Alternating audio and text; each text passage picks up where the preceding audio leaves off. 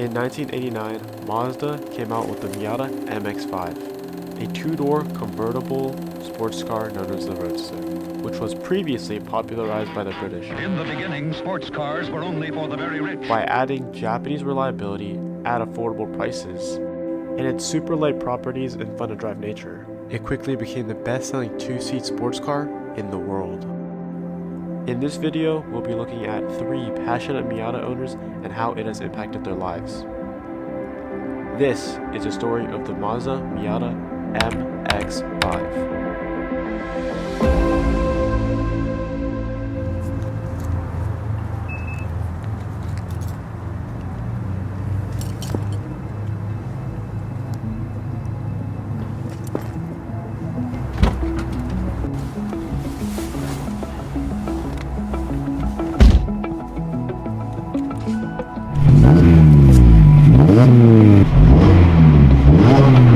Hi, my name's Ari, and this is my Miata.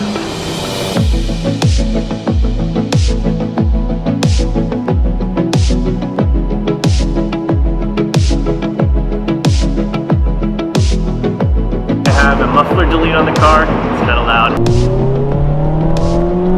One, I love that it's very small. It corners really well. I like it because it's light. It's easy to easy to maintenance.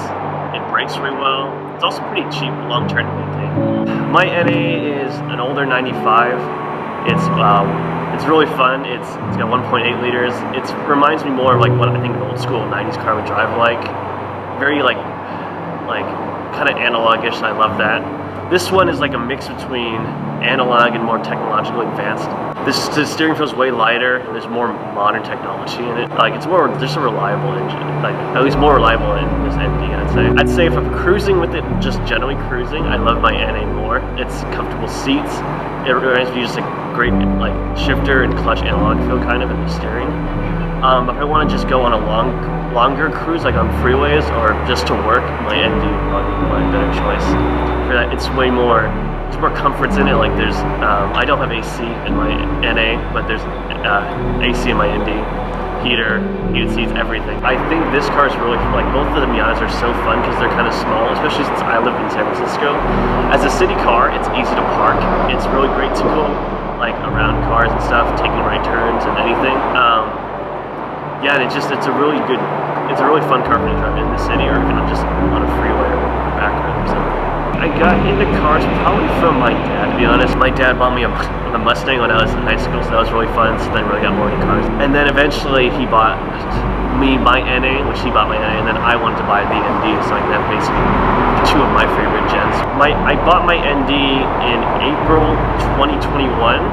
I bought it during that COVID time when prices were either going up or down. Essentially what I did was I found this car on Car Gurus early in the morning. I called the dealer when they opened, hey, can I look at this thing and can I buy it? And they said, yeah. They said it's there. And I told them it was down in LA. It was towards Irvine.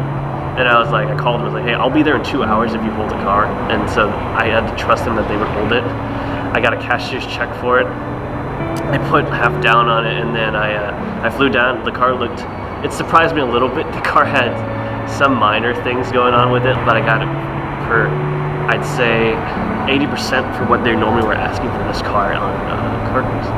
It was really good. So I drove it all the way back home. The car only had 20,000 miles on it, and I put now it has 46,000. At the time, I wanted something that was not crazy expensive. So even if it may be expensive to buy, to maintain it, it's probably cheap long term. There's a lot of aftermarket parts for it, which that's what Mazdas are very good at. And also Mazdas themselves are very reliable cars anyways. And also just the heritage of having NA and B, C or D, they're all just great drivers. I honestly plan to keep probably both the cars for a while. I think I love each one of them are different, even though they seem like the same car, they just drive so differently. I can tell that they're very two different platforms. The ND, I'll probably end up putting more track focused stuff on. I'll put probably brake lines. I might look into new types of tires. The rims, I kind of like the rims, but I'm debating because I could get bigger tires with bigger rims. Maybe a roll bar at some point because it's got a stock roll bar for track purposes.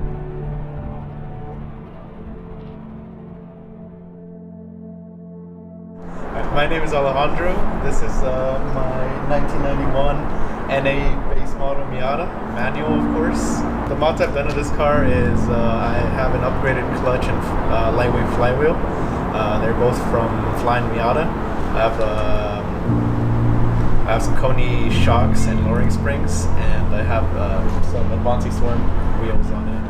Because I actually do want to turbo the car eventually once I get a bit of money. Yeah. I won't go too crazy with it because it's also my daily. But I'd probably do something mild, maybe like 200 horsepower on it. It's pretty fun. It does have its challenges. It's very small, so sometimes like just transporting things, like buying like big boxes or anything like that, like it's a bit of a hassle with taking the Miata. I think the main thing I want out of it is to have like a little more power. It's like I know some people don't care, but I kind of want like a faster car. Not gonna lie, but that's why I want to turbo it. Like 0 to 60 on this one is like 9 seconds. So and then like both of my friends have faster cars, like both of my best friends. Yeah, so I've always wanted a little more power out of it. I really like that it's like very raw, like raw feeling car when you drive it. And like mine especially, doesn't even have power steering, no power windows, no power locks. Everything's manual. And also mine is very low to the ground, so it just feels like you're driving a little go-kart whenever you're driving it around. So sometimes I do wish I had like a more comfortable daily, but I mean at the same time it wouldn't have like its charm. So that's why I like the Miata. So I bought this car in January of 2018. I bought it for $4,000 from the original owner. So I got a really good deal on it. It was very clean, very well taken care of. It only had 66,000 miles, so like even at that time, it was like a really good deal. And I've had it since. So I didn't really get into cars like pretty much until I bought the Miata. Before that, my first car was a Nissan Sentra. I bought that in 2016. That was just my point A to point B car. But then once I like started working and started saving up some money, I was like, I want a better car. I want like a fun, fast car. And I was looking at a couple of different cars. I wasn't specifically set on the Miata. I was looking at like the BMW Z3s and Toyota Celicas, and I was also considering, I think, also an Acura RSX. Like in the beginning, I was just like cross shopping all the other cars I mentioned earlier. But then I don't know. I really like the Miata. Like I guess maybe like the styling of it. Like it was just like a small little cute car, and I think it's the one I ended up like wanting the most. And then I found like a really good deal on it, and I bought it the same day that the guy posted it. And yeah, and I definitely don't regret it. It's been a really good, reliable, really fun car. I plan on keeping this one, like I don't know, forever. I don't want to get rid of it. If I were to get another car, it would just be an addition to this one. Maybe like a Civic Si or a 350Z or something like a little more expensive than these. I actually have had offers to buy the car, but no one's given me an exact amount. But I have thought about it, and I was like to part ways with my Miata, it would take like $15,000, but I don't think anyone would offer me $15,000 because this one's a salvage title. I got crashed into. This was like my second year into owning it, and I was going on a trip with my girlfriend. We were driving through the Carmel Valley, and I got rear-ended at a stop sign. One good memory about it is I took this car to Yosemite in the winter.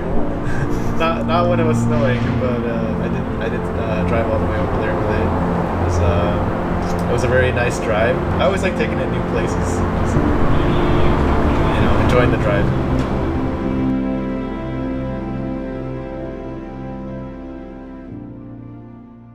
Hi, my name is Aaron. I drive this 1997 Mazda Miata. It's an M edition. I got it 2 years ago, and I got it stock. I haven't done anything to it, haven't modded it at all.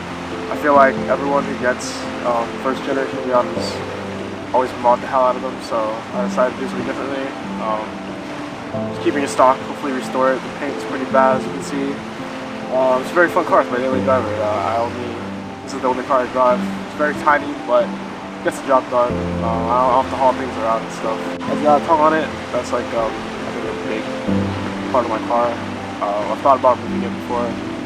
People just say it's too iconic. It kind of reflects my personality, I guess. I like to be silly and goofy. You know, my nickname is Silly Bing, so I like to be silly. So that's like, I guess, a part of my personality reflected onto the car. I like to mod my car whenever I can. Not the mods that you're thinking of, but like some cosmetic light mods, like wrapping my car during the Christmas season, which is what I did for the past 2 years. First year, I wrapped just the hood to kind of match with the car. I don't want to change up the colors too much, but the second year I kind of went crazy. I wrapped the entire car in a two-tone yellow and purple color. Just fun did that, and like a little reindeer. I always add the reindeer. It's like a little temporary, like fun little wrap thing to be festive, to change how the car looks temporarily. But also one big problem I've been running into is rain, because during the Christmas season it rains a lot, and because it's wrapped in wrapping paper, you know, rain and paper doesn't really go well together. So last Christmas I wrapped the hood in packing tape to make it waterproof, because the previous year the wrapping paper on the hood flew off on the highway and was not very safe, so I decided to tackle that problem. I plan on keeping it for a while. There's a lot of sentimental value I have to the car, and I just want to keep this car forever. Hopefully, knock on wood, I don't get into an accident or get stolen or anything. It's very fun. It's good on gas. And, it looks good. In my opinion, I think it looks better than all the cars, most cars on the road today. And obviously it's got pop-ups, so that's a big plus. So yeah, the Miata is pretty special. It's more than just a car, whether it's helping you mark a milestone in your life, being a companion on an adventure, or just a canvas for art. It brings us all together.